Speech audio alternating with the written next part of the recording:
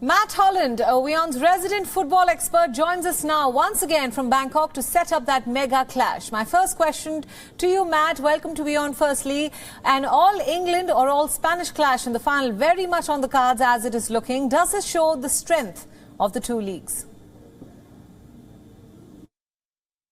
I think it's 50-50 really, because, you know, there are also other strong leagues in Europe. I mean, personally, I'm a big fan of the Bundesliga, but it is very clear that Bayern run away with that league, you know, season after season. But the quality of it is very high.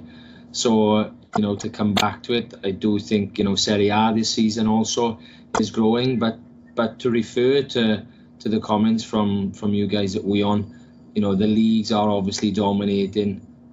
Just that little bit extra based on the teams, but we're also looking at two teams that have immense talent and are juggernauts, shall we say, in their own right now in terms of global football. For Manchester City, Matt, this is the holy grail, of course. The Champions League is what the owners crave for. It doesn't matter if they go and win the league again, despite having never won it. Are City now at Real's level, which is challenging for every competition? Historically, obviously, you'd say no, because Real Madrid, you know, have been serial winners of the competition, especially a few years back, or not so long back, shall we say. But they are now entering the latter stages consistently over a period of time, specifically under Pep Guardiola's reign.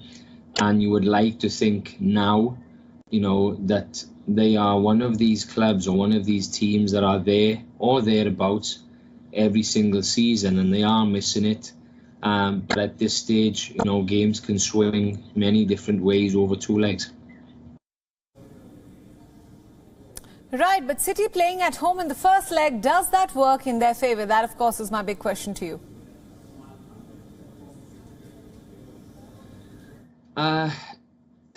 You know, City, I think, will dominate the game, but, you know, Real Madrid are no mugs. Let's put it that way. You know, they have immense quality. I was at this particular fixture, only not at this level of the competition, 8 years ago now.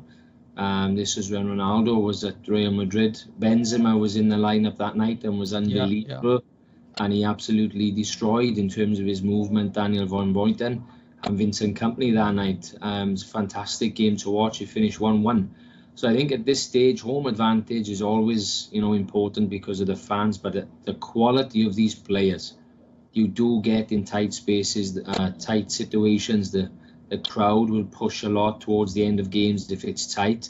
But I think at this level, it always comes down to that little bit of quality more often than home advantage. The last couple of weeks have been intense for City, Matt. They were bruised and battered by those who match each against Atletico and Liverpool, of course. Now, will this be a factor in the future ahead? I still think it'll be a factor. I'll agree with you guys. Of course, they've got an amazing squad. They've got internationals in every position. You know, players can come in and out.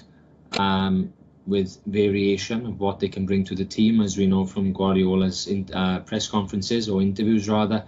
You know, over the last weeks he mentioned about he always picks the best players for the game that's required. So, you know, some of those players would have played consistently throughout these games. They may be a surprise or two or one or two, but ultimately, you know, it's still testing on the players, even if they're not training or not playing.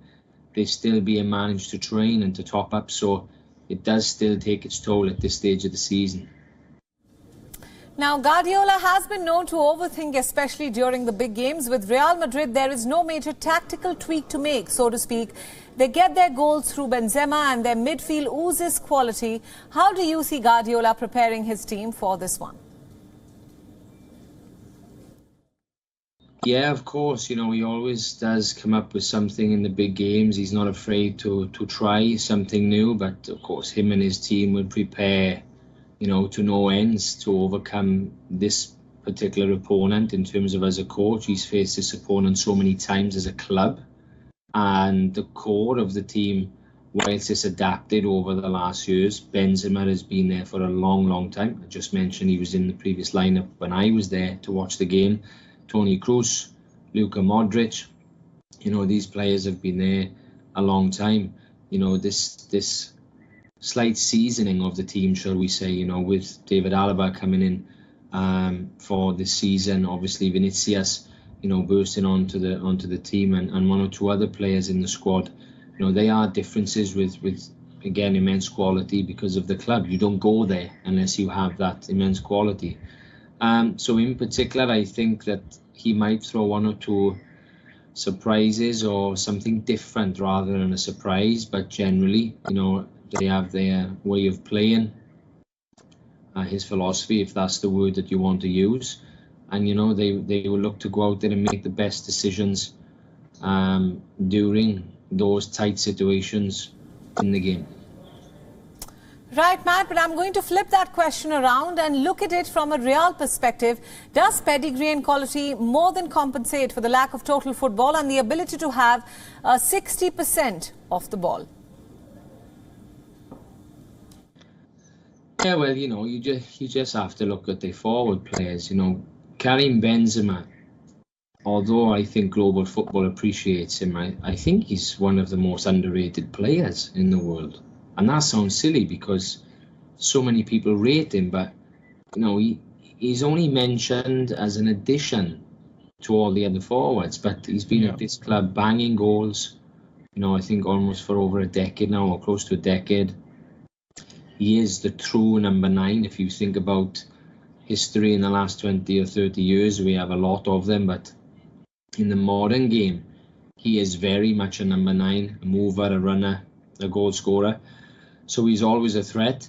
Vinicius, you know, he's dynamite really, isn't he? You know, he's so clever, he's so tricky, he's quick, he can score, he can finish. You know, there's two differences to scoring and finishing. Obviously, finishing being a bit cute and scoring, obviously, or shooting rather, from different areas inside the box. So, you know, with these two, City can't switch off at all, even though they've got you know, immense quality at the back in Emerick Laporte, Ruben Dias, of course, and possibly John Stones. You know, they've got immense quality. So, you know, in these moments, anything can happen because you're pretty much going world class against world class. Right, absolutely. But this is also a fine advertisement for the midfield generals. Kevin De Bruyne are much younger than Luka Modric, who plays like a vintage Rolls Royce. But both managers tell their men to stop service to those two men. Tell us about that. Well, obviously, you know, an hour before kick-off, we will know the lineups. And, you know, if Casemiro is playing and Rodri is playing for Man City, then we both very well know that, you know, they are in there to stop the opposition player that can cause so much damage in the team, which will be De Bruyne, obviously, for Man City, and Luka Modric for Real Madrid. I think what we've got to consider is Modric does operate around. He's very mobile in terms of getting into clever positions to create and to thread passes to Karim Benzema or into wider areas beyond the fullbacks. But De Bruyne is... I was even watching him the other week and I made a comment and it was very simple, but nothing that nobody else says. But this guy is unbelievable. He doesn't stop. He's always on the move. He's always jogging. He's never walking. You know, he's always looking for the edge in all the moments. And when he gets into that right-sided channel where he causes so much damage with his delivery. I saw a documentary a few weeks ago. I might have mentioned this in our last interview that we did in the previous round, that, you know, in that documentary they commented that this guy is an unbelievable passer of the ball and he can put the ball where he wants to. So this is going to be a tough job for whoever is marking him. Matt, meanwhile, what Real have shown is the hunger to hang in there in this competition. It hasn't been pretty, but they have responded when pushed, be it the match against PSG or even when they conjured up that comeback against Chelsea. Tell us about that. Yes, you know, they've got that swagger about them when they come into this competition, that they're always going to be there or thereabouts. You know, that white kit, as soon as it... You know, as the players are ready and they're about to take kick-off or you're taking kick-off against them, you know, that is definitely a psychological factor also in, you know, every opponent or every game that they play for people to come up against them, you know. So I think the way that they've also come back, you know, Chelsea are a good side. they're having some problems, as we all know, and has been very well documented, but they're still top players, and to come through that game in itself at this stage, you have to beat the best teams, and Chelsea are one of them, and they've shown that they can do that. Matt, what would be an ideal score for Pep? And similarly, if you are Carlo Ancelotti, how much Luke would you be willing to concede heading back to the Bernabeu?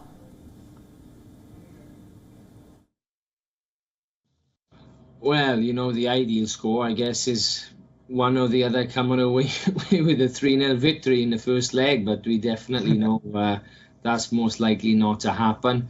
I think anything, will they be both happy with the draw? I think they'll be content.